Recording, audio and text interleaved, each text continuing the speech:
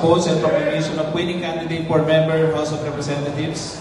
May 12, 2025, local and foreign parliamentary elections, May 12, 2025. We, the undersigned members of the City Board of Canvassers, do hereby certify under oath that we have duly canvassed the votes cast in 242 clustered precincts for the candidates therein for member House of Representatives in the elections held on May 12, 2025.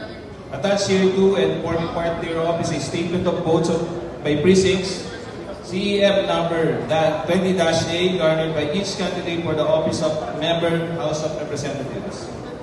That after such canvass, it appears that Uy Joey Action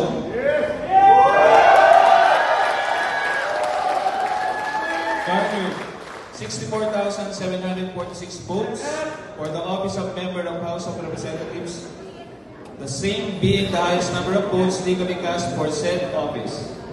On the basis of the foregoing, we hereby proclaim the above-named winning candidate as the duly elected member House of Representatives of NCR City of Manila 6th Legislative District, Province of NCR, Manila.